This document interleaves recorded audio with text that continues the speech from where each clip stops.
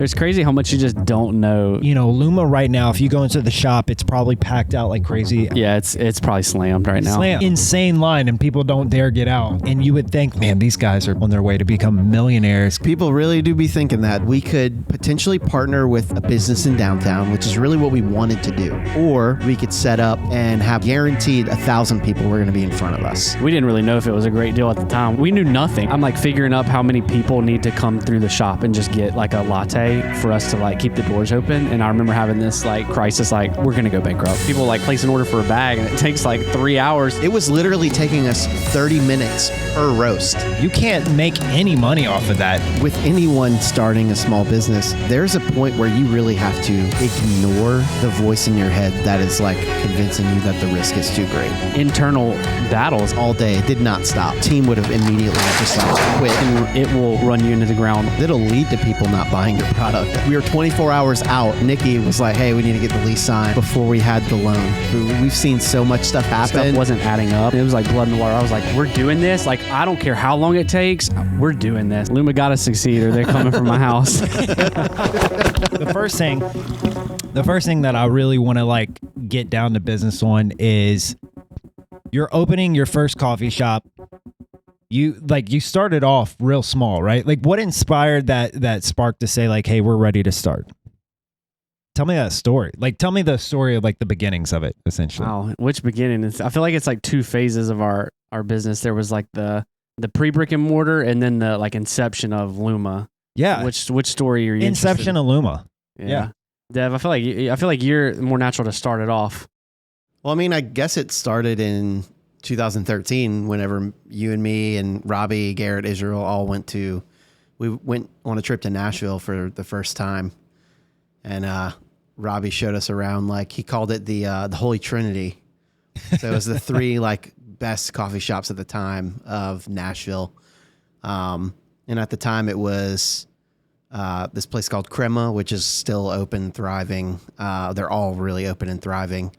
It was Crema, Barista Parlor, and I guess was it Frothy Monkey? That's the only one I remember, so yeah. I feel like it had to be. That's one that I would remember too, man. Frothy Monkey, that's a good one. Yeah. But yeah, I mean, we drank so much coffee, and you know, on the way back, we were just kind of talking about like it'd be so cool, like to do something like this in Hammond. Because we had never really experienced anything like that as far as like our kind of our like coffee shop experience was, you know, like a Starbucks or a PJ's, you know, like a CC's. We had never experienced like, not only was the coffee so exceptional, but like the space was cool. Like you wanted to be in there and it was just different than anything we had. Yeah. And no one made you feel like you weren't cool enough to be there, which to me was like the biggest, the biggest takeaway was like, so I had like a good culture. Yeah. I mean, there was great hospitality, and that's something like, you know, sometimes you don't get that. Yeah, and I would say like one of the things that it kind of made me think of, like when you're talking about like the way that it looked, it's almost like the Starbuckses and PJs and things like that. Not that I'm against those shops, but they're manufactured to you know, to be all over the country. Yeah, they have a purpose. And so it's like the same thing over and over and over again, and because of that, I feel like it kind of has this like stale feeling to it. Versus like, I mean, being in your shop, one of the first things that I told y'all was like, holy crap, dude, this place is amazing looking. Like, how did y'all do this? And I was just like, paper thin budget. Paper thin budget. I like that. So we went there and experienced all that, drove home. It was really cool. 2 years later, me and my wife, Catherine, got married. And then we went back to Nashville, experienced it all over again. And on the drive back, we really kind of just like, you know, put gasoline on this dream for us. And we came up with the name on the way home. Like I remember vividly just driving home at night from Nashville, like hours and hours, just like Luma, illuminate. Yeah. And I've made, you know, like I was just like, I like that. Like it's short. It sounds soft. It's like gentle. Yeah. I do like that. And I was like, what do you think about this? And she was like, oh, it's a great name. And so we like wrote it in this notebook. Still have the notebook. Like we drew a little logo that we did not end up using. Like Man, I kind of like to I hear a still little have bit it. about what the logo was. do you? What it looked Yeah. like. Oh, it's a light bulb and like the filament was, I mean, it's, 2015 vibes. Pretty 2015, yeah. Okay. Y'all should take a picture so I can put it on. Oh, yeah. Yeah, I have it. I'll dig it out. That's awesome, dude. But originally it was just like, me and Kat thinking it through, and we were like, oh, what would it take? And roasting wasn't even in our mind. Have y'all? So I'm assuming you had already started roasting at that time. Nope. You haven't. You're no. just like, I want to start a coffee shop. Have no idea how. So to start. I got into roasting because me and Kat also do wedding photography, and a couple that we booked was telling Catherine about like, oh yeah, like I bought my fiance a home roasting kit, and it was his main hobby was roasting coffee at home. She was like confused. What? Like, how do you roast coffee at home? Wow. Yeah, it's Most like people don't understand. seems how that very process foreign works. and like, coffee roasting to a lot of people is mystical. Yeah. It's Oh, I like, know. Just by judging that machine in the lobby, man, it looks mystical. Yeah. I don't even know if I could. Well, you don't even It's like rocket science. Yeah, if I think like if you don't know anything about coffee Mhm. and that process, it's almost like it just comes like that. Yeah. yeah, Like 100% because Straight from the plant. It's it comes in a roasting. cup. I had no idea that coffee came in as like green beans or these like pale, Little looking pebbles. Yeah, it's hard like as brick. I would say more often than not, people think I am grinding coffee in the front of the shop. Not that I'm roasting it. They're like, Full disclaimer, that's what I thought too. that's a really big grinder. man, that's a really nice grinder. I So mean, you need a grinding big the grinder beans? to grind that much coffee. That's Look, I'm gonna, right, go I'm gonna ahead, be yeah. really anal about the mics, by the way. that's fine. Go ahead. So we found out what kit they were using. Kat bought me the same kit. We just started smoking out our whole apartment with a whirly pop popcorn machine, just That's like crazy, on the dude. stove, just like That's blasting crazy. that thing. And it grew from there. I was like, what if we roasted our own coffee? And then we're like, we don't want to do this alone. So we met up with Shelby and Logan at the farmers market. I think it was like 2016. Wait, And, was this before y'all were friends? No. We had, Okay. we had already went to Nashville. That's- Okay. yeah, Wait, yeah. you just said that. Yeah. Now I'm like, my Yeah, mind's we had blown. a falling out, but then we just, I'm joking. no. No, but we met up with them. We were like, what do you guys think about doing this? And they were like, yeah. So I went and got my little whirly pop, brought it to their house. That same day, we roasted our first coffee. I think we like posted about it or something too. Let's go. And then we started pooling our money for Wait, where was that post at? roaster. Was it on Instagram or I honestly have no idea. it's MySpace? Maybe. No. No, it might be like It was on Facebook AOL. or something. Yeah. But Takes a minute to get there. Our away message was, Yeah. we're Luma. oh God. But it was funny because the month, so we saved up our money for 6 months. We got like what $1,200, $1,600 together. Bought Something like a that. little quote unquote real coffee roaster that we were immediately. It was too small. That's one of the funniest parts of our whole journey. I feel like, we bought this roaster that we thought was like our big boy roaster. Yeah. And we were roasting like 200 grams at a time on it, which is less than a whole bag of coffee. Yep. Wow. And so we're wow. Yeah. we're like launched our Instagram. We're like, we're Luma, like order coffee from us. Yeah. And people like place an order for a bag and it takes like 3 hours to make one bag. We're Dude, like, I'm not joking.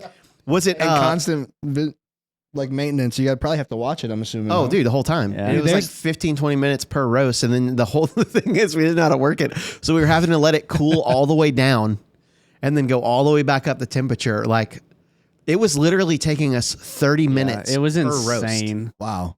Dang, dude. We're And like, yeah. this is the grind, man. This is- And Yeah, like you thought you can't make any money off of that, dude. Like when Oh, it we comes were to not. time, oh, we weren't. We were not. we're gonna sell a bag of coffee and we're gonna make a penny off the Dude, Yeah. penny okay. profit. What was it? It was just like a church that Logan was like connected with, ordered 10 bags. I'm not joking. It took us 8.5 hours to roast the coffee for 10 bags. Do you remember this in your What garage? church was it? Dude, that's Oh, passion. I remember. I was That is like passion. going to speak somewhere. Or Yeah, something. yeah, And yeah. yeah. They ordered like a bunch. I brought them as like they were giving them Healing Place. I think it was Healing Place. Oh, okay. They were like bought them for their staff. Oh man, and it was probably trash. Yeah. So, Yeah. Do you want to talk about when Scotty came? Like, yeah, that was kind of like the turning point of the business. Was we got introduced to. Now he's like a close friend, but at the time, one of our good friends said, "Hey, I know this guy. He's a missionary. He's coming to town, and he does something with coffee." He didn't really know. He just knew that Scotty did something in the coffee world. He's like, "I'd love to connect y'all." So Scotty came to our house, and long story short, Scotty is like a trainer with for the SCA, Specialty Coffee Association, which in the specialty coffee world is a big deal. And more than that, he just knew he knew what he was doing. Like he roasted coffee. He was able to taste our coffee and tell us how to get better, watch us roast, and tell us where we were where we could improve. And so that was like the defining point, I feel like, because we were able to take this passion that we had and then like really hone in on how to make it excellent. And it was incredible. And Scotty's an incredible guy too. When I started finding out about like your interest in coffee, I thought this was something like a lifelong passion. You've always had this like massive interest for, and especially tasting your product, you would never think that like 4 years ago, 5 years ago that you sucked at this. Yeah. I mean, like it's been like a thought and like a project, I guess, or like a dream of ours now for 10 years. Cause it was December 2013 is when we went to Nashville the first time. Oh, wow. Okay. Isn't it crazy how time flies? Dude, So I guess you got some years under your belt on this. Yeah. I mean, now, I guess until we started handling coffee though, I guess in 2017, right? Yeah. Wow. So that's how long we've actually been like attempting to, that's when we first like touched a coffee bean, you know what I mean? Like to roast it. So like I remember when Devin was telling me about you had to go to a school and pass test. You were nervous about passing the test, and I was like, is it, like I'm thinking like, is it really that big of a deal, bro? Yeah. Like I because I'm not a part of that world. I had no idea. Yeah. I'd kind of like to hear more about that. What was on the test? So it's hilarious. It sounds really funny. Like it's like, dude, it's just coffee. Like it's just coffee, you're bro. not like doing exams, but you really were. But so I had to go to Jacksonville, Florida multiple times because that's where Scotty was based. Yeah. But he was doing a bunch of classes. So he's like an AST certified trainer, like Logan was saying, for the SCA. But he did tons of classes for roasting. There's 3 tiers, intermediate, or beginner, intermediate, and professional. Yeah. Same thing for barista, brewer, all that stuff. And my goal was to this is all stuff that you could learn in a book, but it's very concentrated. So I was there for 3 days. Yeah. And it just like practicing 3 days straight, learning all this, scientific information, like learning about extraction and what's happening, how to adjust your parameters to get what you want. And, but in it, at the last day, there is a written exam, and then a practical exam where you have to actually apply what you've learned in a practical setting, like creating drinks, like roasting certain things within certain specifications. And then, the more that I did it, the more confident I got, obviously, because initially going in, I had no idea what to expect. But, I got really, really, I don't know. I don't know. It was crazy. Yeah. Okay. So, but, so I did that over a year. I went probably 5 or 6 times to Jacksonville. Logan, did you have to take the test too, or? So there's different classes that you can take. So there's like roasting, there's extraction, there's the barista side of things. And so I did the barista, I think intermediate and then pro. And so for instance, what goes into that is, all the things that you see happening behind the bar. So there's dialing in the grinder, there's preparing the drink, there's the latte art, aspect, there's the keeping your station sanitary, clean aspect to it. And so that's one of the areas that I did. And so there's different specialties that you can just kind of like master, and so between the two of us, there's just different classes. Was that kind of like intentional that y'all tried to kind of maybe split some of that load to I really have coverage. Yeah, I really wanted to do all of them. Like just to say that I did, because there's like a tier system, like a point system. It's basically like credits. And within the SCA, if you get enough credits, you attain like an actual coffee professional diploma. So that's what I wanted to do, and I did it in less than a year, which is insane. I don't know if anyone's how relevant is that credibility though. I mean, I could go anywhere probably, and like it would be pretty easy for me to get a job. Oh wow! Granted, okay, I didn't do it for that. I did it because we're in our 20s and we had this huge dream. Yeah, and I didn't want to seem like we were just like these kids who didn't know what we were talking about. Yeah, we wanted to have some We really wanted, this trade. It's crazy because people don't understand how much bigger specialty coffee is in other cities. So last year we went to the SCA Expo. It was in Portland. Yeah. And we're there and we're talking to one of our waitresses, and she asked why we were in town. We told her the coffee expo, and she's like, "Oh, I actually moved here. I'm a barista, but I can't get a job because it's so competitive to get a job as a barista in Portland."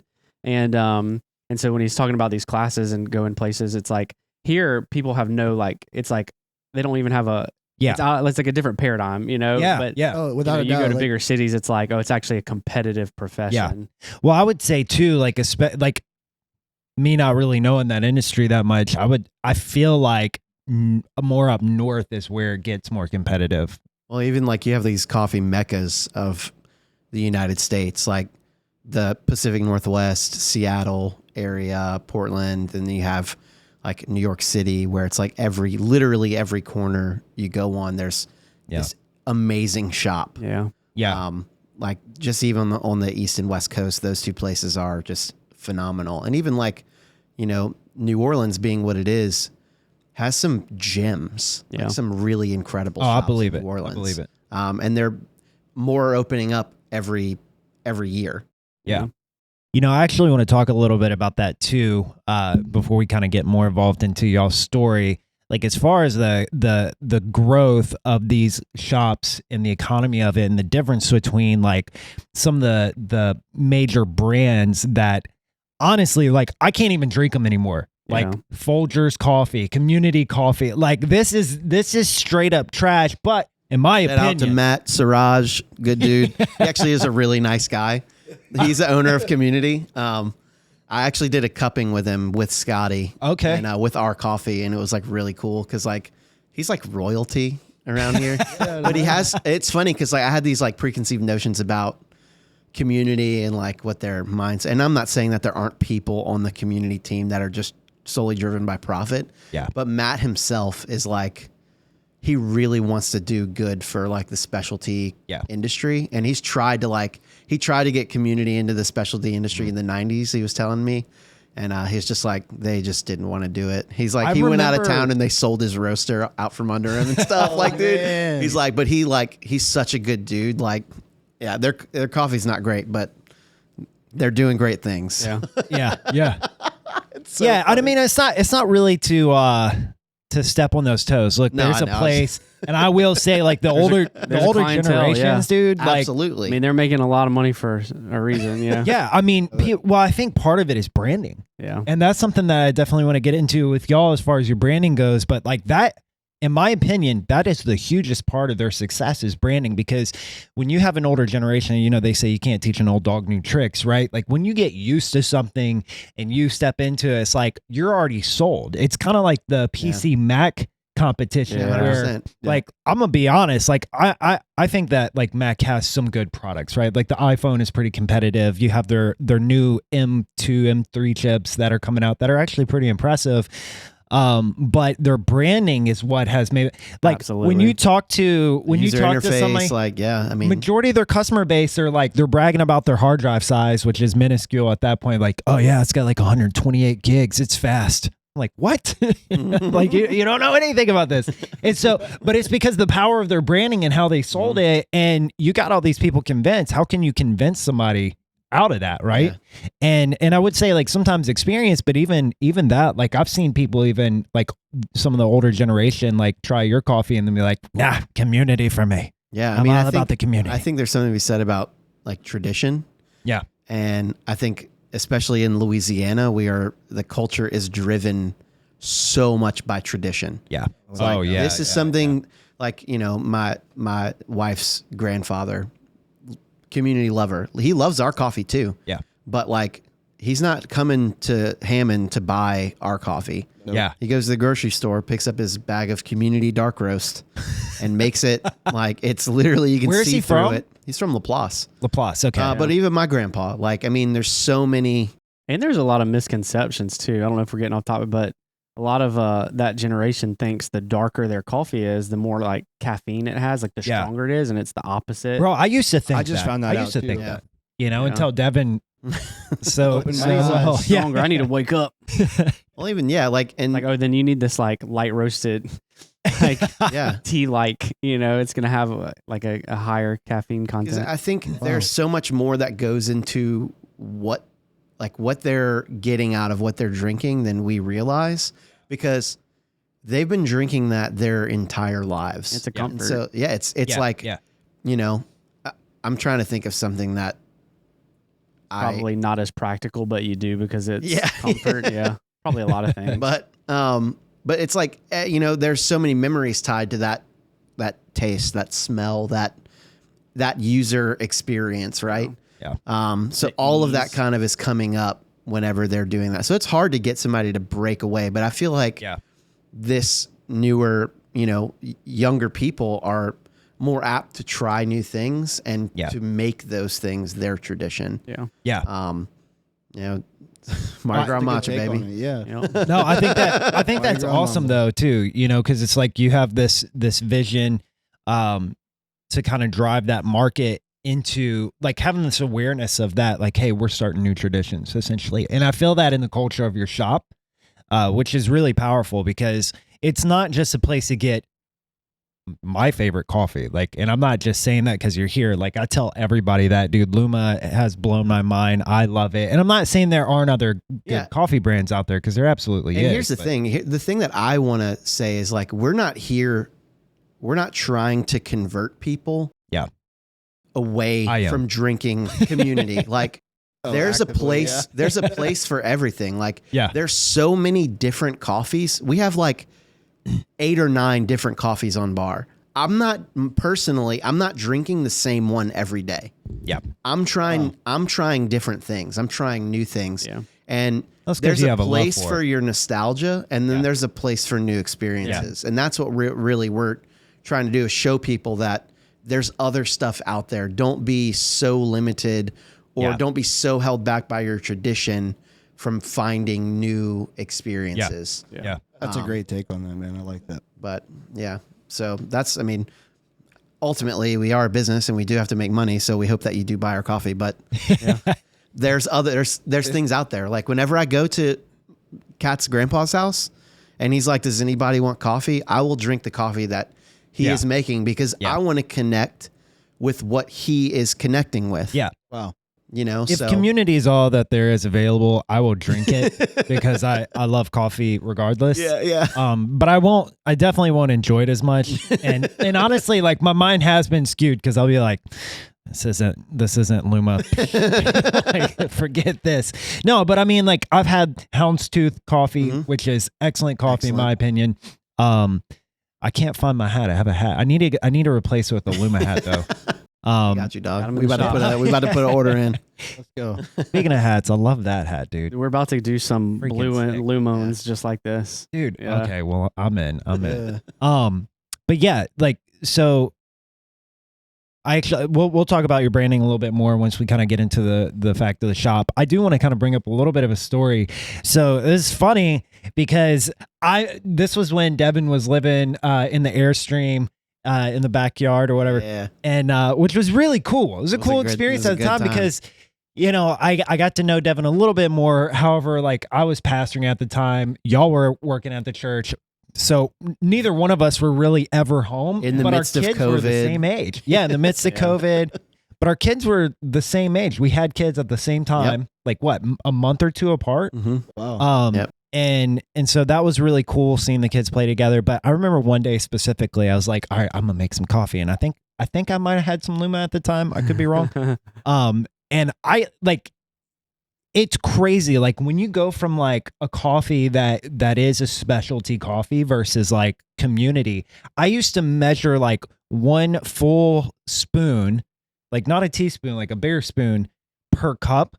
And I would like, I'm making 8 cups, baby. And then I'd throw in another one because I want it to be thick and strong and flavorful. Yeah. And so that's when he kind of like educates me on like, well, you know, this is dark roast, blah, blah, blah. It's not going to be as strong caffeine wise. And it's also like the flavor really isn't going to be as strong. I was like, you're kidding me, right? Yeah. And so I did have Luma. Because I didn't realize how potent that stuff is, dude. And I'm doing the same measurements and I'm drinking it and I'm like, I can't taste it, but my hands are shaking. I'm like, oh my God, I'm losing it, man. I'm like, Devin, help. And it's like, oh yeah, your grind size. I'm like, what? Yeah, dude, something else? Yeah, had no idea like what I was doing. So Devin, so kindly educated me on how to make a cup of coffee. And even still, like with Devin's idea, it still took practice and like finding out like with different specialty coffees require different grind sizes and even different methods. And I remember you blew my mind when you were making a pour over. Like you normally take the machine, and a lot of people are probably used to those. What are those things called? I haven't used them in so long. It's like a Mr. Coffee or no, like the little cup. Oh, the Keurig K cups. Yeah, Keurig. Yeah. So like I was kind of used to that for a little while, and I would always like make several of them, like try to make it strong. But then, so like I'm thinking pour over is like a standard coffee machine, and he comes in there, boils the water, and he's pouring and he's stirring it as he goes. Wait, no, I think we did use the machine. Yeah, it was like showing you like you were like stirring it in there. I was like, what the heck is this? And it's crazy because it actually made a huge difference. Yeah. I'm like, dude, like that little detail changed my life, bro. You changed my life. You set me free. It's like there's so many, it's highly scientific, like coffee in the different, like just roasting individually, extraction, you're talking about pour overs, like each one of these different components within them, each have so much science and things that you can potentially just nerd out on, and it's like any hobby. Yeah, there's just like how far you think, and it's like red pill, blue pill. It's like then there's this whole other. It's like you can just go so deep in all of these different. There's areas. A reason that deep every year there's like 20 new brewing devices coming out. Wow, and they're all claiming that they all do something new and exciting, and it's a new experience. But ultimately, like the narrow view is coffee, water. Yeah. Makes coffee. Yeah. But like the broad view is like how much like it's like coffee, water temperature, humidity, grind water, size, like agitation, PDS, all that stuff. Like, well, I remember, you're talking about water. You're mentioning to me a while back, like water is 90% of your coffee. 98%. 98%. Yeah. And it really does make a difference. Like, oh yeah. So I literally will use like purified water every time now. Yeah. Instead of just using the sink water. Yeah. Oh, dude. It makes a big difference. Yeah. A lot of people probably, our coffee is definitely, Devin is such an incredible roaster and has such like an innate sense of sensory, like being able to taste it and make it better. But I feel like a big, people that have coffee at our shop, a big part of what they're tasting is, I think we just have a good quality water because we have a water system that it purifies it, remineralizes it. And so I think that's a big part of why people love the coffee so much is how good our water is. And that's one thing, if you're like sitting at home and you come have coffee at our shop and you're like, I can't get it to taste the same. It's like, well, chances are your water is just off because even like how acidic or basic your water is will affect the overall flavor. Like if you're using a high alkalinity coffee or water, it's going to like neutralize all of the acidity that's in the coffee. So it'll taste very flat. Yeah. But if you're using something that's a little too acidic, it'll just make it intense. Yeah. So it'll be sour tasting. So neutral pH, like. Yeah, and they make whatever. these things called, I mean, there's multiple brands. I remember when we first started, there was just one really. It was Third Wave Water, but there's different brands where you can get a gallon of distilled water. So, it's just literally H2O, and then you can pour this mineral packet in it, and it gives you like the ideal ratio for making coffee. Mm-hmm. That's crazy. And so, yeah. That's awesome. Yeah, we have. It's cool to know that shop. y'all have that in the shop though, where it's like, it's straight up like, Built I mean, in. Look, it just sounds good, period, that it's like, oh, they purify their water. Yeah. Like, they're clean. They're I clean remember shop. when Zach from Gnarly came to the shop one time, and he was talking to me. He was like, yeah, I can tell, like, your coffee's good because your water tastes really good. Yeah. He's like, it just tastes sweet. And I was like, you get it. Yeah. Shout out to Gnarly Barley too. If you're ever looking for dude. another guest, dude, Oh they're my incredible. God, They're dude, like I my love business them. crush. Yeah. Y'all are watching this. I love y'all. Oh no, I love them. Yeah. And honestly, Terry, yeah. if I didn't have celiac, I'd be all about it. No. But no, seriously, like, and I have had it before, like I've had their product and it's amazing before I had this issue, but I love them. I love their branding. They're like, to me, they're the Luma of beer. Yeah, I can get Appreciate behind that. I actually really Granted- like what they're doing with that whole setup across from their Yeah, brewery. Dynar. Like, It's so the good. idea behind it is Yeah, they're- just phenomenal. I love it. Yeah. And they're product's so cool. community minded. Yeah. They're just Exactly. great people. Yes. Yes. Such a cool style, such a cool brand. And You make a honestly, coffee beer. We did once Yeah, we already. did a I would collab. love to do another one. Yeah. Let's do another one. yeah, That sounds yeah, let's interesting, do dude. another one, guys. No, Dropping that hints. I love them. Like I do secretly have a crush on them too. Like obviously I want to pick them up as a client, Yeah. but they're doing a great job Yeah. They're as it awesome. is, to be honest. Like they really are. Like and so are y'all. They're so creative. Yeah, very creative. Like what's Zach's wife's name? The one that's Carrie. Carrie. Yeah, she's killing it, man. I know her as the mama Mom of the beer. Mama the beer, yeah. So cool people, man. I don't know if you knew this, but I actually shot a video in their shop before, I like didn't know that. like right when they first started, pretty Wow. much. I did it for the parish, like it was a parish video, so it wasn't directly with them, but he was like, we were getting some shots of them pouring it, and I'm like, he's like, hey, you can have them. I was like, oh, I want to, but I am technically working. Yeah. Yeah, dude, that's funny. No, good stuff, man. Good stuff. But yeah, so let's get back on topic as far as like starting the brick and mortar. So well actually, because y'all didn't just start the brick and mortar, y'all actually started with like a cart Mhm. Yeah. and started selling in churches. Yeah. Right? Yeah, So well, tell me we about that. initially started trying to do like downtown events, but it, dude, Talking about it- like farmers market type No, stuff? just or- like popping up outside of businesses, like if yeah, or you- inside of businesses. Yeah, but that got shut down. The city Don't didn't. let us hear that. What were your issues with that? Yeah. City. I'd like to Yeah, know. the city. Well, it eventually got to the point where I bothered the city so much because they kept saying that we couldn't do it, but I was like, but we're not breaking any rules. What's the issue? Well, why not? They were like, well, like when you're taking money, and I was like, okay, well, what if you do like a catering style? Like that's, Yeah. she the lady, I can't remember her name, but she was great. She finally got so annoyed with me that she told me, just call me before you set up somewhere. That way, if someone calls me, I can tell them that it's okay.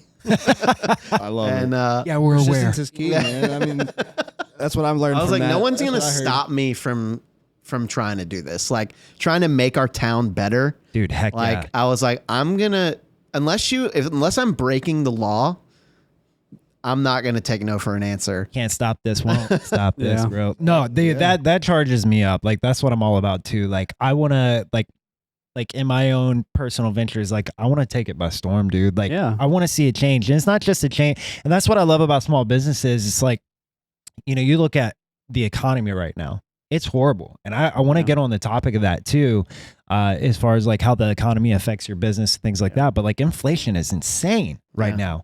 And I believe like one of the biggest ways to solve that problem is to promote more businesses like yours. Yeah. Like the more small businesses we can have, and I have nothing against big corporations. I want to be a big corporation, but I want to be a big corporation that supports small businesses. Yeah. Yeah. That being the driving goal. and so just having that flow, y'all are killing it when it comes to the shop, but I know that there's still some struggles that have to be going on as far as like inflation and things like that. So our industry is interesting because I get you could consider it like a commodity. Like you don't have to come buy a cup of coffee, despite what some people might say. And have to have it. Something interesting about commodities, which I don't, I read this a few years ago, and so I didn't read like a research paper. I can't remember where I read it, but the thing about commodities are, especially when there's inflation and there's a lot of stress in families and stress in communities. Like businesses like ours don't necessarily suffer from like lack of sales because people really need that little pick me up, and they really get a lot of joy from going, and even if it's like out of their budget, what it adds to the value of life for them, just getting something special or sweet, is it adds so much like mental joy. It's a pick me up. Like I would kind of consider that close to the entertainment industry, where it's like when war and issues happen, like people want that escape. They want that place of comfort, and coffee definitely is a comfort place for me. And then you add in our space, it's a comfortable space. That's a big part of the design process, was making it like that.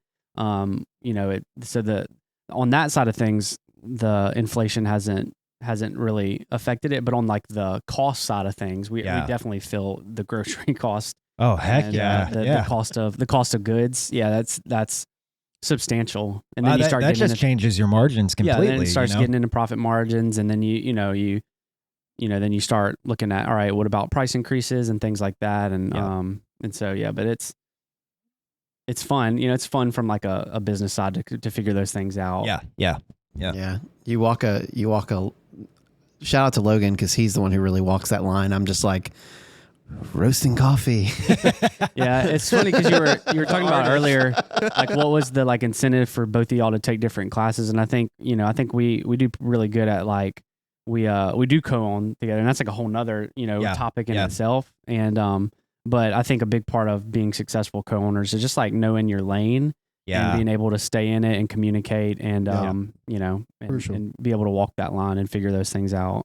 100%. Yeah. Especially to keep the fighting, because everybody can have their own opinions and ideas, but it's like, if you're good at one task and the other person is good at another, you stay in those lanes, and then you won't have those contradictions. When we were just doing pop-up things, I was doing half the roasting, and I haven't roasted coffee in since we opened the shop. And that's intentional. I enjoy it and I like it, but it's there's just different avenues of our business that we have to focus on to keep it being successful. So tell me about, like, so when y'all started the cart, and it's a cool cart, by the way. Thanks, dude. Shout out to Devin. Handmade. Shout out to Devin. And Joel DeSherry, the other king. Okay. Yeah. He let me use all of his stuff. That's awesome. Hey, dude. Gotta look. This is a community build, right? Dude, here. honestly, the thing is, Luma is not just me and Logan and Kat and Shelby. It is a culmination of a lot of people who believed in us. Joel from day one has sacrificed time with his family. He helped us build our entire shop. Like he brought the expertise. We were just like, tell us what to do. Hold the flashlight. We were the little kids, like, dude. And dude is incredible. I just got to this day still helping us. Still that's awesome. Building out the new spot. Salt. He's still in there. Yep. Very cool. Helping us build walls. For him and to stuff. do that and still be as busy as he is, right? A lot of respect. Great man. So, great family. all right, so you built the cart, had help. You started selling inside of the churches. Mm-hmm. How did that go? Like what? So we're part of the Mission Church in town, and they were throwing a party at the beginning of, was it 2018? Yeah. Was it Easter? No, it was Pastor Devin and Kathy's like 30 year, 40 year anniversary of being in ministry. Oh, wow. And they were like, hey, come set up the cart. Well, we were there and, selling coffee, just slinging it. And Pastor Devin comes up and he's like, you guys should just leave this here and like do it every week. You could tell you made a fan. Oh, dude, it was great. It added such a cool experience. Yeah, it was just cool. I bet that was exciting, dude. Like, cause you're like finally kind of putting your product out to more publicized areas, and it's like, and we had like this. We had like we sat down and we talked about it, and we were like, what would be better and more effective? Because at the time, the church was about 1,000 members. They were doing like 3 services, and we were like, we could potentially partner with a business in downtown, which is really what we wanted to do. Yeah. We really wanted to be in downtown. It was like, I could be there 4 days a week, for a few hours and just be doing the cart. Right. Or we could set up and be there for 6 hours and have 1,000 and guaranteed 1,000 people were going to be in front of us. Yeah. We were like, it's kind of a no-brainer. Like we'll just do the Sunday morning thing. Yeah. And really the cart is what, proved our concept to the bank in order to give us a loan for the amount of money. Whole nother side of it. When you're trying to get financing and stuff, that's a big topic too. Oh yeah, I understand. Yeah. I had to take out a lien on my house. Yeah, dude. Yeah, Luma in there. Luma got to succeed, or they're coming from my house. Please buy the coffee. There's crazy how much you just don't know. You don't. You know that saying, you don't know what you don't know. There's just so much that once you're in it, you just start figuring things out. Yeah. Well, I mean, that's kind of the purpose of this podcast too, is like to really show like young entrepreneurs or people who want to become entrepreneurs to see like the reality of it. Yeah. Because, you can look at, Luma right now, if you go into the shop, it's probably packed out like crazy as it normally is on a Saturday morning. Yeah. What time is it? 10? Yeah. It's probably slammed right now. Slammed. I mean, like insane line, and people don't dare get out, Yeah. Gotta lose that spot. But it's like, it's always like really every day, pretty much y'all have like, unless there's like bad weather, it's always pretty stacked up. And you would think like, man, these guys are, on their way to become millionaires. People really do be thinking that. Yeah, don't people they? really do. Yeah. Like, and honestly, I know that brings like an attraction, but the reality of it is like, you don't know what their margins really are, especially like the food industry. Yeah. That crap is expensive. And then you're talking about coffee coming from another country that racks up the price too. Yep. And I'm talking from a very like, not as knowledgeable situation, because obviously y'all are the ones that are having to deal with it every day. But I do realize like you have to bring it in. That's a cost. And then, your employees, your lights. I would imagine that, downtown Hammond is one of the most, popular downtowns in the country. Wow. Yeah.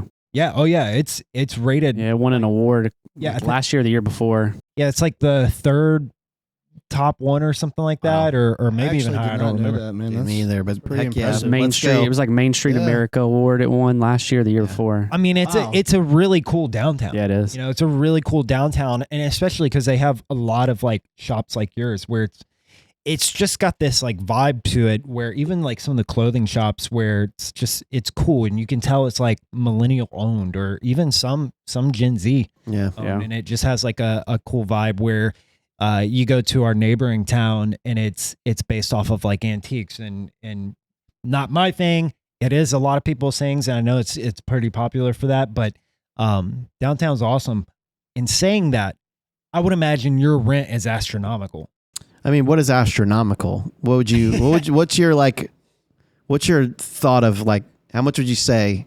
I don't know, because now you're messing with my mind, because at one point I'm like, there's no way that it only costs $1,000 a month. Oh God, I wish it was $1,000. It's not okay. So like now you're getting into the more astronomical field of things. But I mean, downtown, like if you're talking about like commercial property that is historical as well, especially your corner location. And then you're right there in the bustling part of downtown. Like I remember La Coretta's was before it was La Coretta's. Like I grew up in Hammond, right? Like I've been here for 38 now, so over 30 years. Let's just say that over 30 years, and I've seen like businesses pop up in that La Coretta area and fell. And I was always told growing up, like, because it's so expensive, people can't survive there. And then La Coretta comes in and they kill it, dude. Yeah. And so like to me, because I haven't asked like, hey, what is your rent? Like go down. I might do that one day. That'd be fun. Hey, what's your rent? No, I'm not going to pay it. It's not one of those TikToks, I just wanted to know. Double it and give it to the next person. I'm doing a thing. But yeah, so like rent, I always assumed was like really high, and especially just knowing that commercial property is going to be high. And then especially when it's a more desirable area, because now look, everybody wants to be in downtown now. Yeah. So it's a renaissance. Definitely got in at a good time. What is your rent? Can you tell me that? I guess so. Yeah. It's $2,500. $2,500. Okay, so it's like. And here's the thing: that's whenever people from New Orleans come and they ask us how much our rent is. Yeah. They're always like, "Oh my God, that's so cheap!" Like if I was talking to a friend of mine, all relative, and they were, 100%. You got to think about our square footage in that building too. It's pretty substantial. Yeah, it's a big. It's one of the bigger coffee shops probably in the state. I would imagine. Yeah, yeah, absolutely. It's pretty big. And then y'all are building. And not only that, but Nikki, our landlord, did front a lot lot of the construction in the building. Oh, wow. Which was Good really landlord. cool. Like, so we took that landlord. into account as well. Like, so yeah, really we got a great deal. Yeah. And he's such a good guy. Yeah. So yeah, that's one of those areas where like, we didn't really know if it was a great deal at the time. We're just like, we knew nothing. We're just like, seems good. Yeah. Yeah. We knew what the person before us was paying. And then we were like, we knew what the lady was asking. Yeah. It's funny talking about profit margins, because I remember like a few weeks before we opened up, I started doing the math, which is a horrible time to start doing math. Talk about it, huh?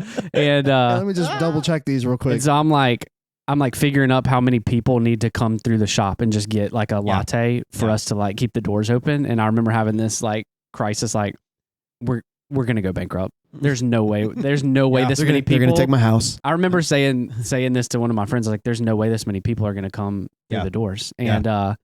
And I was wrong. Many more people than that. It's just, you just have no concept of like, there's not this many people coming through downtown. It's like, no, there are. There are way more. Yeah. Well, dude, I'd kind of like to ask you about that, man. Like dealing with those feelings of panic. I mean, obviously you have a support system with each other, but I mean, what are some things that you kind of did to get yourself out of that? I will ignore.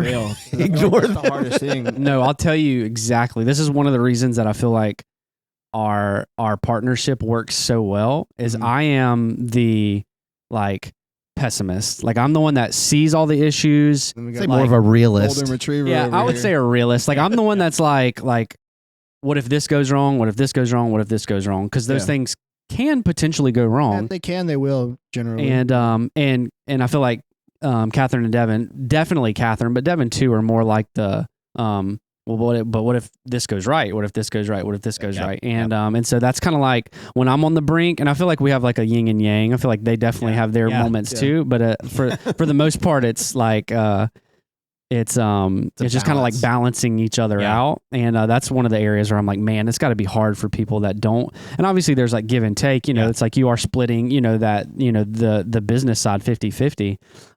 But as far as like workload and mental health and stuff.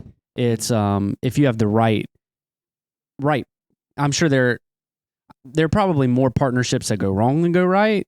From what I've heard, but business just in general. But I think having when you're friends with who you're opening business with too, it just makes it easier. Yeah. And there's still struggles, but for the most part, it's like, man, I'm glad there's somebody in this with me, and it's not just me like, whew. Yeah. Trying to figure it out. Because there's been nights we've been up at the shop, till midnight, cleaning out pipes and, and just insane stuff like that. And those are just things where it's like, man, I'm glad I'm not here by myself right now. Oh, exactly. Without a doubt. Yeah. Yeah. I feel like there are the economic struggles, but I feel like that your head is also probably one of your biggest obstacles. 100%. For sure. Yeah. Dude. When you're launching a small business. So, and it's like, with anyone starting a small business, there's a point where you really have to ignore the voice in your head that is like convincing you that the risk is too great. Yeah. Because at the end of the day, both of us were probably on the inside. Is anyone going to show up here? Oh yeah. And I'm not going to lie to you. It was like a cathartic feeling. Yeah. When we put that A-frame sign out, and on the first day, immediately, 8 a.m., there was a line out the door. Yeah, I'm like tearing up just thinking about it, because it's like, it's a lot of like internal battles, and then but it's worth it. It's even if it fails, even if Luma doesn't, we're doing great. But even if it would have failed, it still would have been cool to have done it and have tried instead of like having this thing that, because the whole point of Luma was like we experienced these really cool things in other cities and we wanted our city to have it. And so it's cool to, it's still, it's still to this day so rewarding to be in the shop and see people enjoying themselves. Like it's like you talking about profit margins, like the profit margins are not like, if you're just terms of like business sectors that make a ton of money, I wouldn't say coffee is up there, but it's the payoff is definitely like being able to be in the shop and just to see and man, we could talk all day about third places and that whole idea of like socioeconomics and but just as in terms of like that day we like turned the put the sign to open and had people coming in the shop and all day. It did not stop. It was like we were like, what's happening? And we didn't tell anyone we were opening. It was just like word of mouth only. And soft open, because we were going to soft open, but it was like, thank God we didn't promote it, because our team would have immediately just like quit. They would have been like, we're done. We can't do this. Shout out to our team. There's so many New York. I love talking about Luma and our business. And it's shout out to our team, man, because that is the, when we're talking to entrepreneurs, if you're opening a business that you are hired, like you have to staff it. This is the biggest topic that you need to prepare for, because people don't. People prepare the space, the product, their budget, all that, but they don't understand how important staffing and having a good relationship with your staff, good leadership, good management and leadership principles are, because it will run you into the ground way before people not buying your product will. If you don't, because it'll lead to people not buying your product at the end of the day. Oh, absolutely. Like if you have a bad experience, it doesn't matter how good your freaking coffee is. Hands down. It makes the coffee taste bad if the employee there that's serving it has a bad attitude. And I will say, just from my own experience, they like your staff really has carried on the culture that I've seen y'all provide. And I will say, like, you got good people, but a lot of that is credited to y'all's leadership. And I think part of that like comes from, you learning through, being a pastor and things like that and knowing how to lead people properly. But that, I would say in entrepreneur, it's something I'm dealing with too, as I'm staffing my business. Like I want to be able to encourage and motivate, but I also want to lead them properly to where they stay charged, but have a culture there. And y'all have done an excellent job. Your people are amazing. I'd like to, I don't know if you have any things that you do specifically. I'd kind of like to hear about how you do that. Like, what are some things you do for your team? Ultimately, I think it really just comes down to like showing people that they're valuable. They're respected. Wow, so simple, but so profound. I feel like a lot of people, I think a lot of bosses bring a lot of insecurity into their role, and they use fear metrics. And 100%. And I mean, there's that old saying, it's better to be feared than loved. And you have to have not fear, but you have to be, you I can take the be Michael Scott route. I want people to be afraid of how much they love me. Oh God. But it's like, man, it's not that hard to just like show people and give people grace and show people that they are valued. I think a big part of it is I speak for myself, but I feel like Devin as well, is like, we don't feel like bosses. Like, it feels like we just do this with our team. And so there's like there doesn't feel like there's this strict like hierarchy, to where it's like, we're these bosses and then there's people under us. Like, I feel like we try to bring the energy of we're in this together and like, we're here to serve you. Like you're obviously, well, it's a partnership.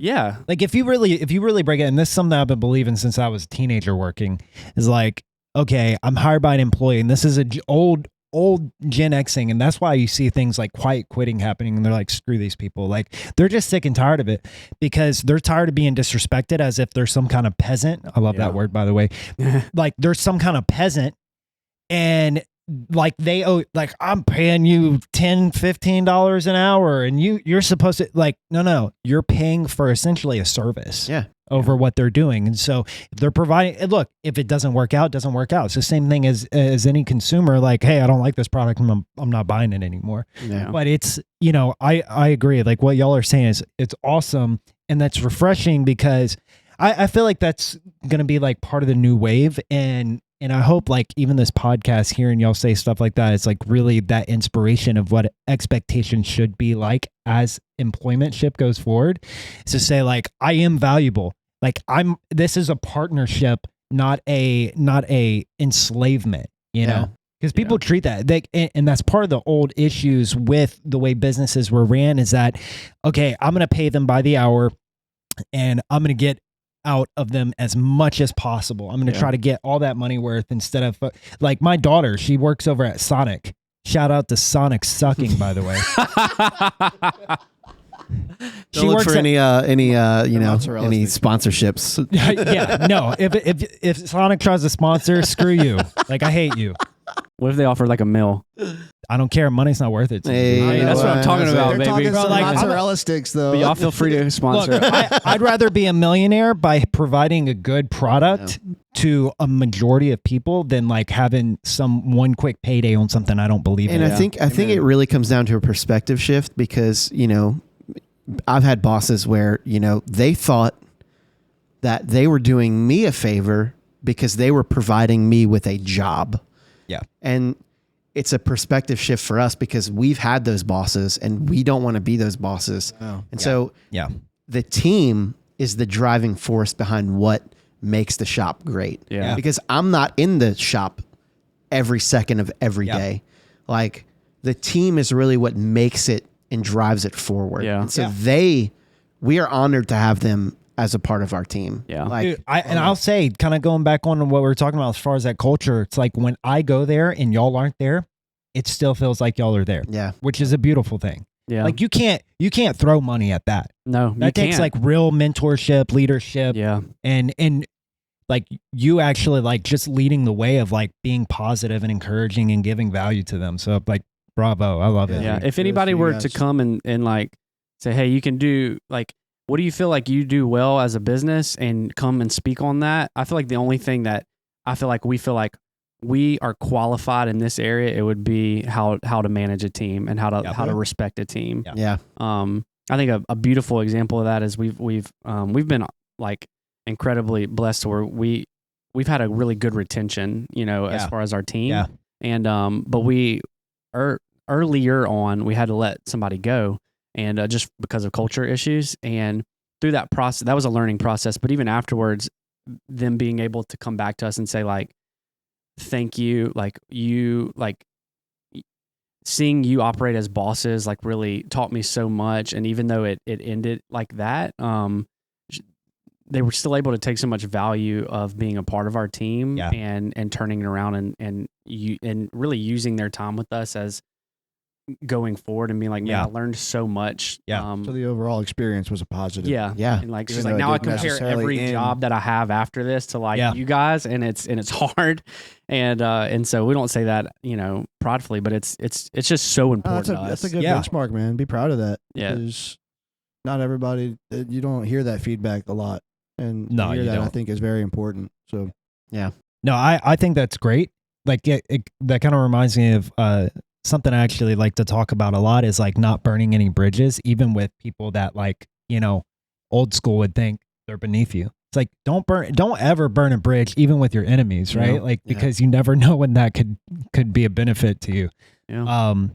So like, we're on culture. Let's talk about branding. And because I believe that your culture really has a lot to do with your brand. I feel like branding is very misunderstood of what it is, because we look at it as and look, I'm going to just call it out. Local marketing companies normally suck at branding, because they think that it's your logo, your color schemes, your font, and all that stuff. And while that is a part of branding, it really is just something of like what you're trying to construe it to, like, match up to what that feeling is, right? Because true branding is how people feel about you. It's not even about how you feel about yourself. And so you try to brand yourself in such a way so that you can help people realize like, you know, what you want them to feel like, what it's truly about. And that culture is a huge part of it. So, you know, like talk to me about a little bit about like how that does affect, like, so your culture has one thing, and then you also have like some branding on this cup. Is this a coffee plant? Yeah. Okay. It's a coffee. I know you can't see it on here, but, I love that, dude. try not to drop it. So y'all have like a color scheme and font. I've seen it before. And it's really nice. I really like it. And I know that I've had that conversation with at least Devin, where it's like to me, your brand has this sense of, you know, besides the culture, has a sense of like, what do you call it? Like, I don't want to say high value. So royalty keeps kind of popping into mind, but I mean, I could agree with that. Well, it's refined, maybe. Yeah, refined. Like it's this rarity, this really refined, nice, wonderful thing, but it's accessible. Yeah. You know, but it feels down to earth too. And I think that could be a really good word for it too, is like, y'all feel down to earth. Like I can come in the shop. It doesn't feel like I'm out of place. It doesn't, like, you could wear a suit, you could dress like I do, and that's fine, because it's just got this mixed culture to where it's like like that culture to where you can just be you. Yeah. Yeah. And enjoy the best coffee in the world. There we go. I'm a believer, bro. Like, I want to hear more about the tangible branding, man. I want to hear like kind of how you figured out where you wanted your coffee beans to come from, and that whole process.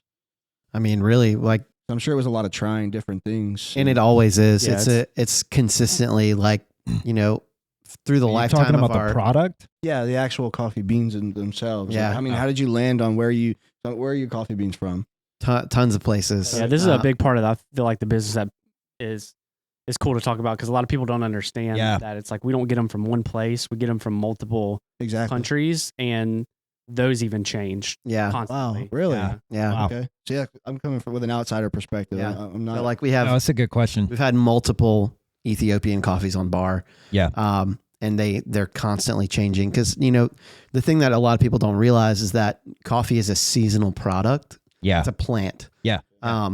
So just like the way wine can change year to year, Yeah. your coffee itself can change, even if it's from the same producer, same farm, same elevation, same processing method. Wow. If the years are different, the temperature fluctuates, the weather might change. Yeah. You know, your end product will change. Like each harvest is going to taste differently. It's wild to me, man. Yeah. How much science and everything that goes into it. I never would have imagined. Yeah, and you can get close, but ultimately it's going to be ultimately it's going to be different, and that's exciting and that's fun. Yeah. You know, truth is, like, even your consistent brands, like, say, Community, Starbucks, any of that, when you're buying, like, you know, Breakfast Blend or Starbucks Sumatra coffee, it might taste the same, but every There's year a variety. it's variance in different coffees. Like, they're buying. You can't help that. Yeah, no, exactly. That actually, like, I have a question on that. Like, how do you, because like I come to Luma all the time, and I'm sure I've tasted several harvests from that. How do you keep it consistent? Because it does taste for the most part consistent.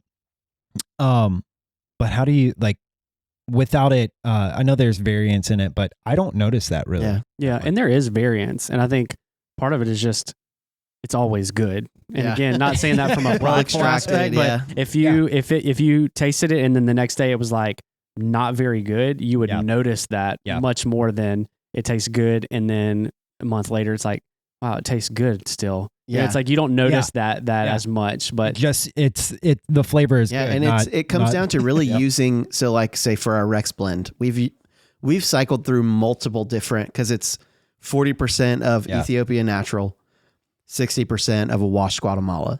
Yeah. We've probably cycled through 4 or 5 different of each of those coffees. Yeah.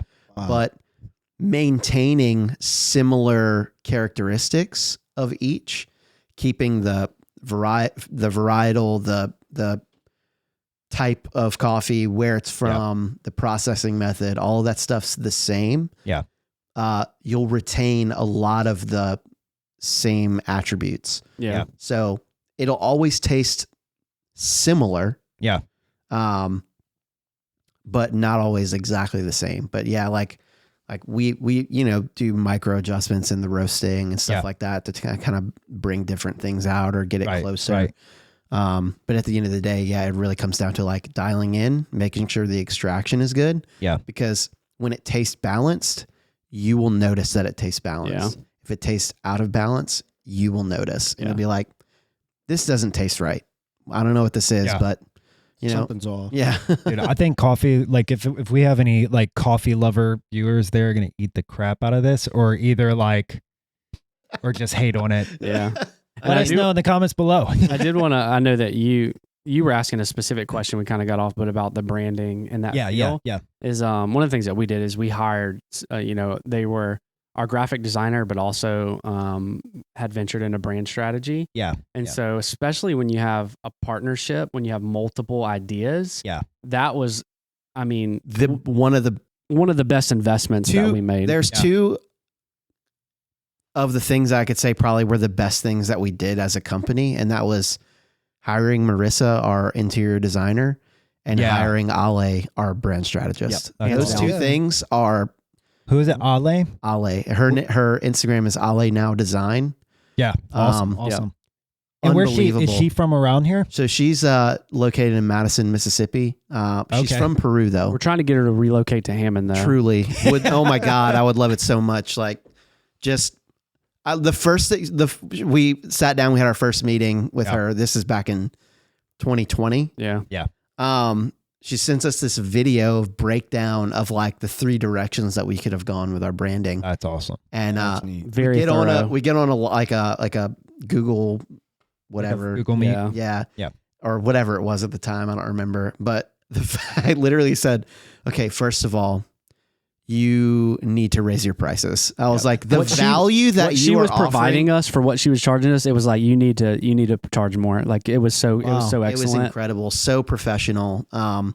I literally cannot say enough good things about her. That's awesome. As a person. I mean, we still use her. Yes. I mean, with Salt, she did all our branding for our new business that we're opening. That's awesome. And she's constant, like we're trying to put out a new, revamp all of our menu and all of that stuff at the front of the bar.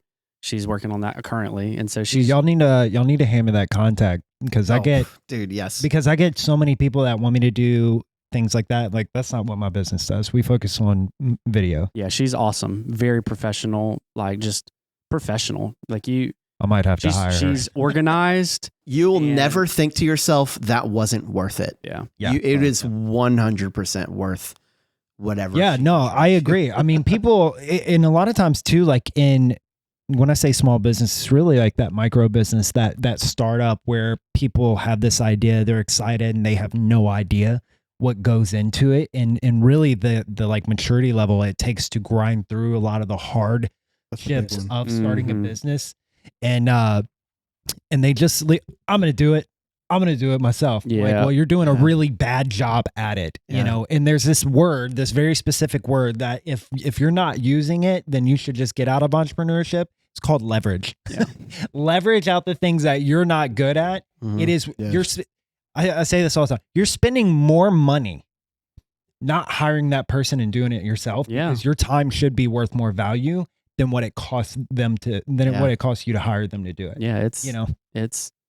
It's so important because I think behind like team and staffing, I think branding and that strategy would be like the second. And I'm like, this is such a big deal because people overlook it and then they're like, let's put EAUX at the end of our name and we'll call it a day. It's like, that's what it feels like. It's like, man, if you just had like a brand strategist that could walk you through your vision, what you want it to feel like, what you see 5 years, they can help craft that into something that's timeless and not like rushed and put together last minute. Yeah, absolutely. And then even let's just say like, hey, you could do a good job at it, but it'll take you twice as long.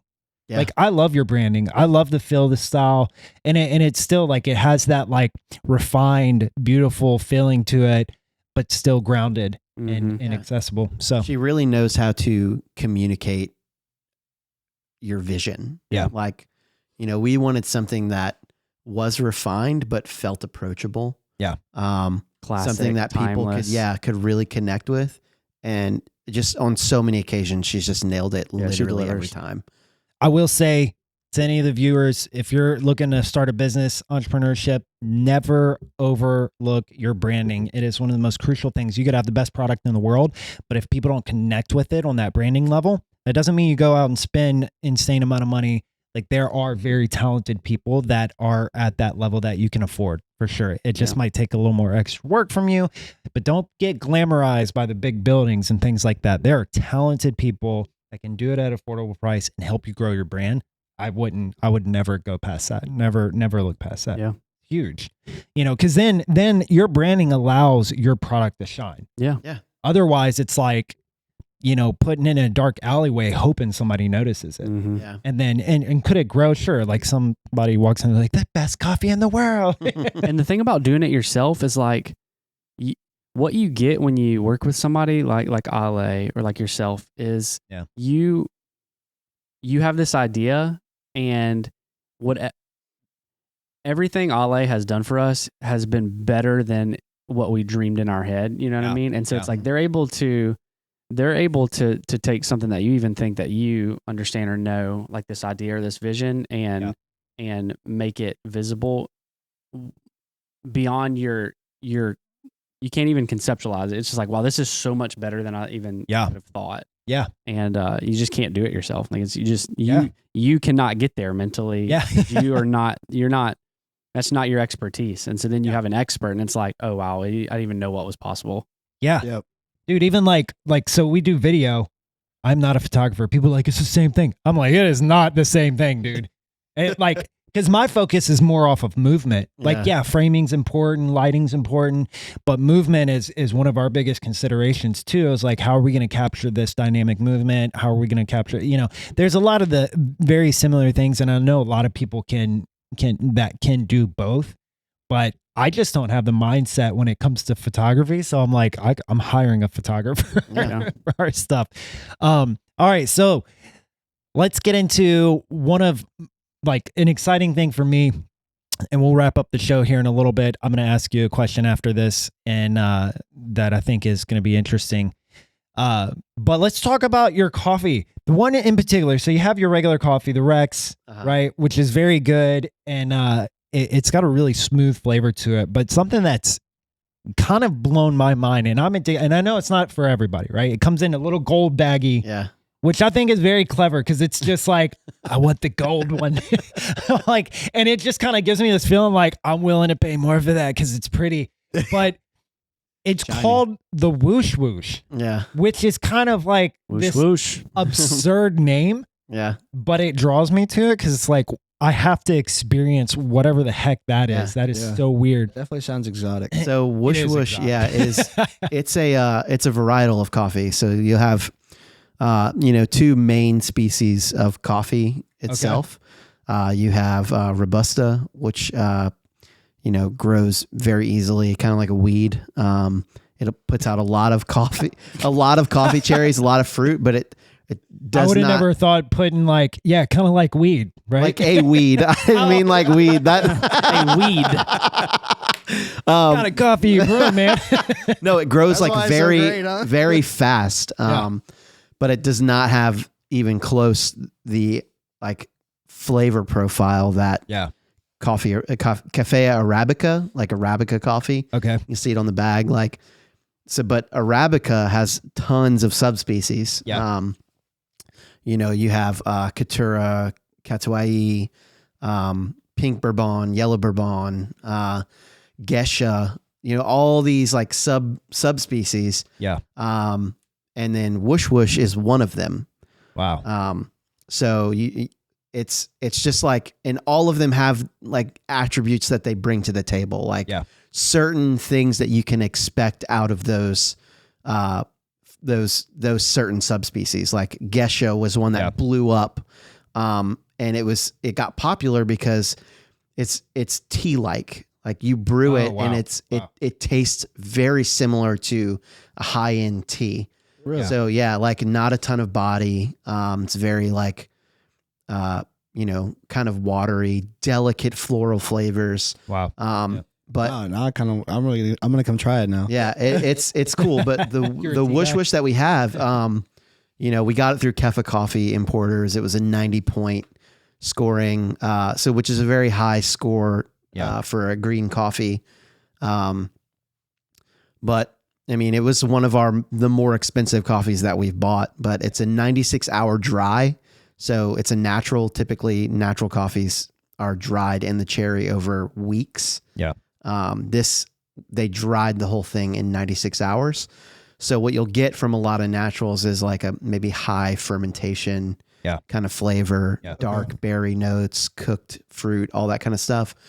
Well, this, you get a lot cleaner. So you get that high fruitiness, but you also get a nice acidity, clean flavor, low fermentation. So it's a very, very cool experience. That's how I would describe it. Like it is a cool experience. It is very intense, but it's really good. Like I love it, but it is something that like I could see myself like not drinking that every day. It's an adventurous coffee. Yeah. It's something like you feeling wild today? Take that, man. Like I just want to feel a little different, a little free. A little wild man. No, seriously though, like wild man with the whoosh whoosh. I love it, dude. I really do. Do y'all sell that online? The whoosh whoosh? Yeah, I think so. Yeah, I think so. I believe so. Dude, that's one thing that I think is like no, seriously though, like y'all have an opportunity to sell online, like because y'all's coffee really is very unique. Like it really is unique. It's very good. And online sales, like, do y'all feel like y'all get a lot of online sales? Because y'all don't promote it, dude. Y'all don't promote it at all. We don't get a ton. We get a few a week. But the thing is, that's cool, is it's always out of state people. Yeah. It's like, Portland, California, Florida. Yeah. Wow. Tennessee. Like it's a lot of just, I guess, random people stumbling across. Yeah. I think as far as like a business aspect, this is one of those areas that we're like the least knowledgeable in. Yeah. As far as like I think in terms of like if you're talking about coffee businesses that sell online, then we do very minimal, like Devin said, a few bags a week. And so like the ceiling for that area is high. We just we have just been kind of like slow to figure that aspect out. And like how do you market it? How do you how do you tap into these different like algorithms where people are seeing your coffee and ordering it online, and even our systems behind that process still like perfecting those. And so, that's definitely an area where we want to grow, and we have mega room to grow as like our online sales, area. Well, I think the first step is talking about it. So if you want to feel like a boss at your next gathering, order you some Luma coffee. People will be like, what? If you want to get real extreme, get you some whoosh whoosh while it's available. It may not be, but look, both of them are absolutely extraordinary. I love them. And look, if you hate it, write a bad review. But you won't. I don't think you will. I mean, maybe the whoosh whoosh, because that is a very like, I would say that's like a taste that like not everybody's it's like a treat. My wife doesn't like it, but I am obsessed with it. Every time y'all come out with it, I'm like, I'm buying a couple of bags. It's on espresso right now. At the shop. You get a lot. Yeah. If you get a latte or cortado with it in it, it tastes just like Fruity Pebbles. I'm coming and getting Hold on. Fruit Loops. Like when we're done with this, I'm going to show. Because I do it on espresso, right? Like I make lattes with it. Mm-hmm. Which I don't know if that's would even be the best way to do it. It's good. I mean, dude, I love it. No, it's it's the thing. If it tastes good, it is good, right? Yeah. Like, there you go. So yeah, like I would say, like when it comes to your like, really talk about it, like make it, and really like when it comes to like sales, and it's something that I'd like to think I've gotten pretty good at, because I feel like with my own service and product, like I always had this tactic. I say always. I learned it from somebody, but you sell without selling. And it's almost a sense of like casual sell. Like, I don't care if you buy from, I've done that so much that I really don't care if you buy from me or not. Dude, I know what I've got. That is, it's like the best way I've ever heard it put. Cause a lot of people are like, man, you got to get out there and like push your product. I'm like, I am not a salesman. I don't want to be a salesman. It makes me feel weird. Yeah. Like, I just want the product. Other people feel weird too. That's the problem. Is I just want the product to speak for itself, and if you connect with it, then lovely. I want you to have it. Yeah, it really. We're in the time because Gen X is the ones that push, and millennials and especially Gen Z, and then we're coming into Gen Alpha. When you see an ad, I want to be in Gen Alpha. They got the best name. They do have a dope name, bro. The real beta, right?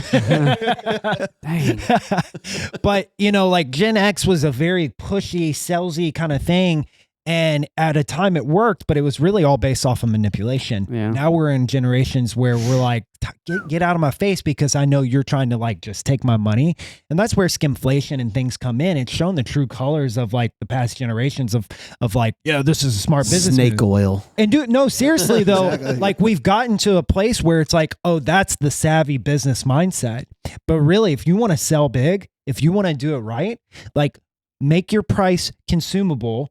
Cut some profit, right? Stop trying to minimalize your product by saying we're going to make it worse and we're still going to sell at the same price or even raise the price. Yeah. And sell it by mass. Sell it by mass. Stop selling it by trying to get this one big sell. And so just being you could buy a product if you want. When I talk to clients, I go, hey, let's see if it'll be a fit. Because I'm not honestly, I'm not even sure if I want to work with you. Yeah, that's when our Ale, our branding strategy, we were talking about our wholesale side of our business, and we were kind of walking her through if we were to walk into a business and pitch them as a wholesale client and gave this elevator thing, she's like, oh, I wouldn't do that. And she's like, I would walk in with maybe a card with a QR code on it that has your all of your what you provide for your wholesale, and I would just slip and be like, hey, if love you, consider us, and walk out. She's like, I wouldn't. She's like, hey, you're not trying to force somebody to. And I was like, wow, man, she's so smart and cool. Even Lauren from Cherry, because I hate selling too. I don't. Yeah, it's a very uncomfortable. It makes me feel dirty. I'm actually going today after this podcast to buy a truck, and I'm dreading it because I don't want to be sold to, and I don't like trying to convince somebody to buy from me. Dude, look, when you go over there, they are hardcore salespeople, and it does feel bad. Get away from me, dude. I literally walked when I bought my truck. I love my truck, but it's the best truck in the world to me. I no other truck compares in my mind. I have the exact truck that I would ever want. Yeah, which is a dream. I never thought that would even happen. What is it? It's a Silverado 1500 diesel engine. Dang, boy, diesel. No, it's blacked out. Duramax, huh? I love it, dude. Yeah, Duramax engine. Yeah, Allison it's a little 3.0, but it's wait, what? I don't know that much about cars, bro. I just know I like it. All right. Allison transmissions used to be in tanks. Look, I'll pop the hood. Tank transmission. I heard that because they have a lot of shifts, a lot of different gears, right? Mm-hmm. Yeah, it has. And they're just built and it, dude, the fuel economy. Wow, we're getting way off the topic. Yeah. But the fuel economy is insane, dude. Yeah. Fuel Devin's always been obsessed with cars. But see that the engineer when I go there, right? And everything, yeah. Look, when I went there, they tried to sell hardcore, and I wasn't playing that game because I'm like, I have $50,000. I have $50,000 to drop on this vehicle. I'll come in, pay it cash. And that's not because I'm a baller. I took out a loan ahead of time. That was part of my business loan. Dropping it, dog. Dang. So I go in there. I'm like, I got $50K. Your sign says 52. I want to have $50K. I'll buy it right now. If you can't do that, then I'm gone. And he goes, well, we it's already gone down so much, it's already gone down so much. We just can't budge on that. I'm like, all right, bye. Really, the play the role you don't care because you shouldn't, for one. Told you that yesterday, dude. Yeah, he did. Told you that yesterday. Look, he goes, well, it might go off the lot. I'm like, that's okay. I'm sure they've made more than one. Yeah. Yeah. Don't let them catch you into those stupid games. Guess what? I walked off the lot with it for $50K, dude. Yeah. $50K. And it was they already literally took down $4,000 off of it. I'm going to go in there today and be like, I have $50K. And they're like, we're only asking 25 for it. I'm like, I have 50. I'm like, Eric told me to say that. They're like, dude, deal. I literally did the exact same thing 2 weeks ago. I went and bought an Astrovan, a 2002 Astrovan. That's cool. Awesome vehicle. It's all-wheel drive. Just like great shape, low miles. I did little to no research on the value. I just looked up Kelley Blue Book. I said, this is the range. I said, I'll bring $6,000. I'll offer him $5,000 and I won't budge. And so I went in there, I was like, I want to look at the van, and I walked around. The guy handed me the keys, and I was like, cool. So I popped the hood immediately, and he was like he was so confused. He was like, well, you don't want to drive? I was like, I'm just going to look at some stuff first. Started taking pictures, opening the cap, smelling stuff. Got underneath it. I'm like looking around. He's like, oh, you're a mechanic? I was like, yeah, I've done a lot of work on cars in the past. And I go to like actually start it, and the battery's dead. I was like, battery's dead. Needs to be charged. Like, I'm like literally like leaning into this. So they're asking $7,000 for this thing. Yeah. And I go in like after all this stuff. I hadn't even driven the car yet. I sit down with the lady, and she's like, so like, what were you thinking to offer? I said, a lot less than you're asking. And she's like, well, I don't know if we can do a lot less. And I stand up, and I'm just like, all right, have a nice day. I won't even, I'm not going to waste my time. She's like, whoa, just what's your offer? Like, just give me an amount. So I said, I'll do $5,000. I offered them $2,000 less than they were asking. Wow. Yeah. She calls her boss. I tell him the list of things that I need to like fix on it. Yeah. And he's like, just give me a minute to think about it. Calls her back 2 minutes, like, give him a wholesale price, $5,000. Yeah. I got a $5,000 out the door. And then I was like, she agreed to the $5,000. I was like, all right, I need to go test drive it now. I hadn't even driven it yet. Really wanted. Dude, and it took me another hour to decide if I was really going to do it. But just be unmoving. Yeah. No, I agree.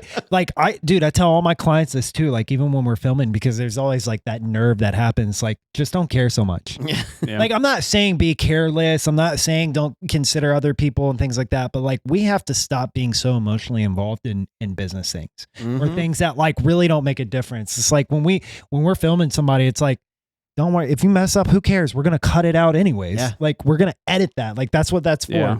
And it really, like, I've seen them like kind of blossom more to where they get in that feel like they don't have to worry about it so much. And the same thing goes in those principles too. It's like, you don't have to buy right and that's now. the thing. Like I was saying, I brought up Lauren because she owns Cherry Coffee Roasters in New Orleans, and she's been like a freaking, like you're talking about business crushes. She's just like from day one just been amazing and such an open book and like a great resource. But we were talking to her about like doing wholesaling. Yeah.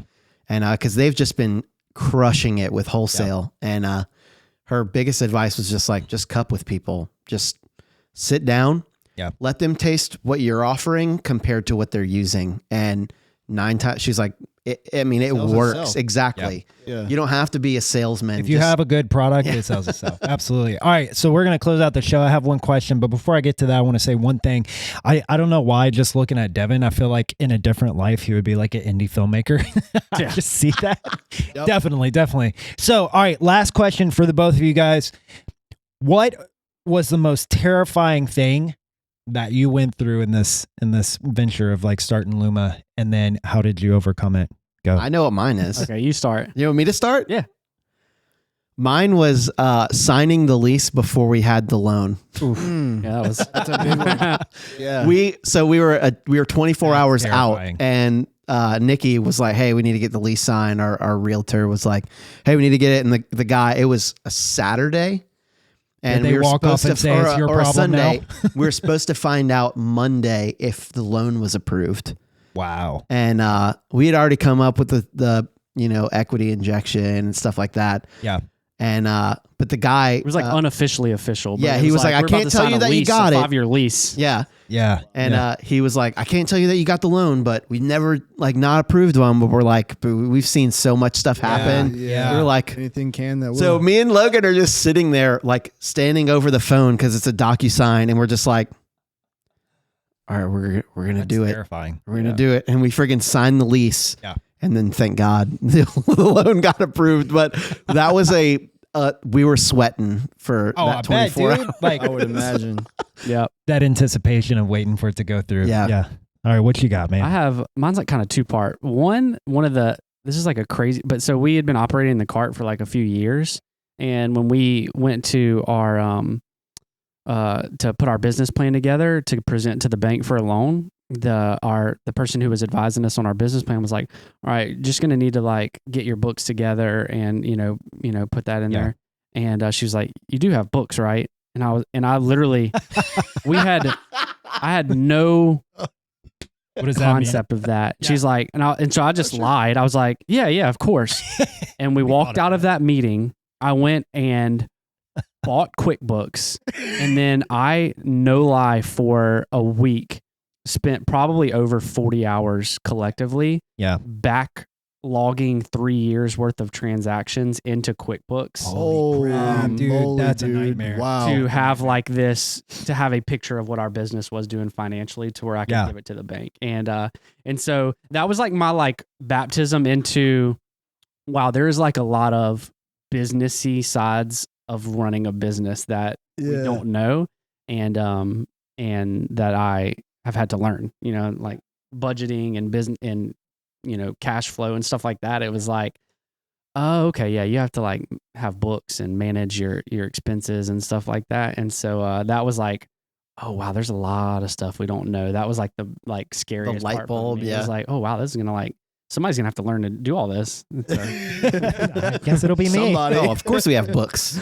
Yes, of course. Dude, Hold on, let me get on that for you. The crazy thing is like I got probably like 20 hours in and realized like stuff wasn't adding up and realized I had done something wrong, and so I had to start all the way back over. Oh my God. It's like, it was See, crazy.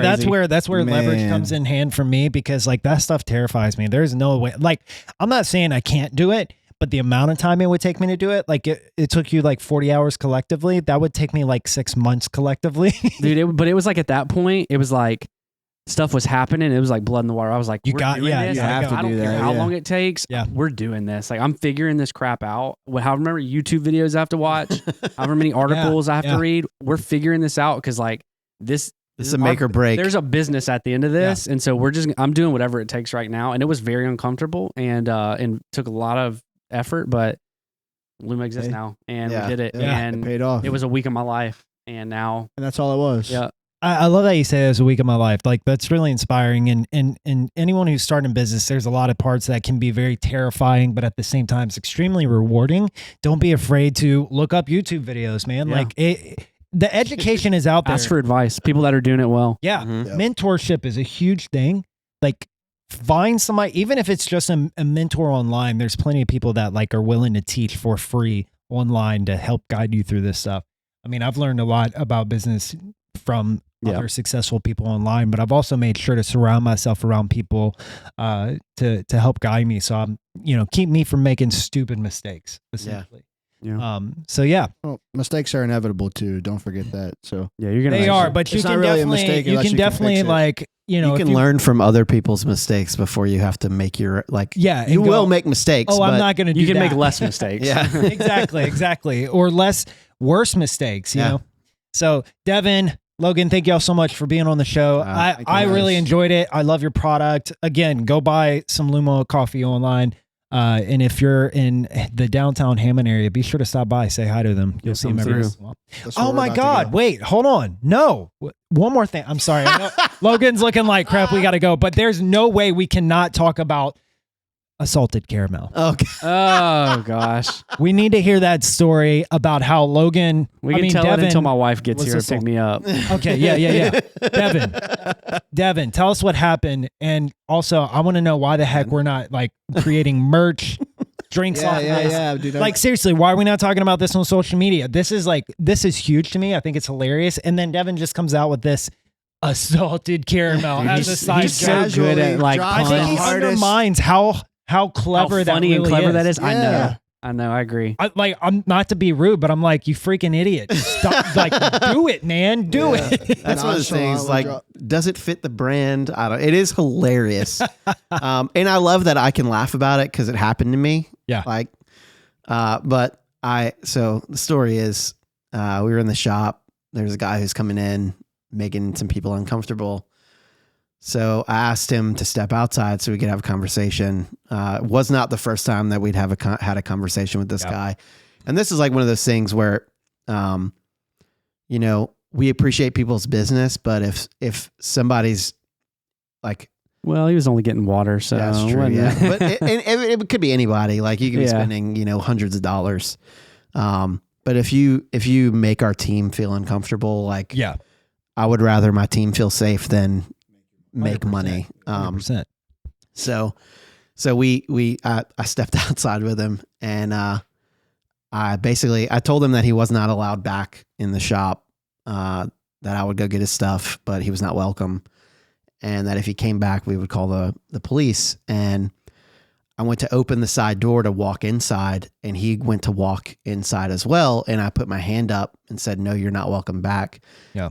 And then he swung on me. Oh, hit me in the side of the head. I kind of like got down, blocked his next one, hit him in the face, knocked his glasses off. Like Kung Fu Master over yeah. And then I kind of dipped inside, and then Olivia held the door. And Olivia's like all of like 115 pounds. And so she like summoned because he's a big dude. That mama bear energy. Yeah. Devin didn't say this, but the guy was big. He's a big dude. And so yeah, for her to hold that door shut, I'm like, she tapped into something. Yeah. It's the mama bear energy. Yeah. Like she was like protect mode. Yeah. So, and then I think somebody, maybe Josh, locked the door real quick. And I just like, I don't know what was like, I'd literally gotten just hit in the side of the face, and my face was like throbbing, right? Yeah. But I was like so calm. Like I walked inside, I was just like immediately walked upstairs and started gathering his stuff. Kaylee was like, "Do you want us to call the cops?" I was like, "Yeah, go ahead and get him on the phone, like get him here." Yeah. And wow. So anyway, it was crazy. There was a lot of people in the shop. Yeah. They all saw it come like happen. But yeah, so that was when Salted caramel was born. So he tells me the story, and I'm like, dude, instantly my mind goes towards marketing this, and I'm like, take that bad experience, that loss, and bring it in for a win, because I guarantee you start branding this, people are going to want to come to the shop, even just word of mouth. And he had mentioned too that people were like, the story itself alone like, is gold. you know, what is it, like the like, yeah, like just going at it, and it's like, man, I would buy that shirt because it's hilarious. But it, when it comes to the branding part of it or the marketing, it's like, it's not just that it's hilarious. It's that I feel like I'm inside on that joke. And that's the great part about that inside joke, is that it doesn't have to be just an inside joke, but people can feel connected because they get what's going on with it because they heard the story. I think the reason that we haven't marketed it is because it's one of those things that like, I don't want anyone to feel like that's something that happens at the shop. Yeah. So like leaning into that, let's do that with something more positive, I guess. Like we could take a negative and make it positive, but at the end of the day, like it was still, I think for even some of the team, it was dramatic for a few of them. So Kat specifically, Devin's wife. Let me swing it the other way, because you're like, you don't want people to feel like that's something that happens, but it did happen. It did. Yeah, it did. But second of all, y'all shut that down. I mean, like, is your girl still there? They know they're on lockdown. No, bro. yeah. Like, I know. Yeah. Yeah. And he doesn't come in the shop anymore. Like he tried a couple times. Yeah, actually, for weeks after that, he kept trying to come in, and we had to call the police multiple times. Yeah. It was crazy. So, but don't mess with Devin. You have no idea how many heavy bags of beans he has to carry. One hand he brews coffee, the other hand he's handing out smackdowns. You like your coffee black? The funniest part of the story is that when he hit him back, his glasses were, he's like, I just picture like the Velma, just like, it's like if you're in a fight and you get your glasses knocked off, you immediately lost. It doesn't, nothing else matters when you're on the ground. Like, hold on. I can't see. I'm really going to get you when I get up, man. Yeah. You're going to regret that. Well, look, all right, guys, thank y'all so much for being on the show. Y'all let me know in the comments down below. We might get some of Luma's employees on to see how they really feel about these guys. Oh, let's go. I'm down. Insider edition. Yeah. Secret. No, they would love it. What is it? Undercover boss? Yeah. Oh, dude. That needs to happen. Undercover boss. They would immediately, they'd be like, Logan, you have one hand. Like we know it's you. It's like a really bad fake hand. I have one hand, by the way, for those people watching.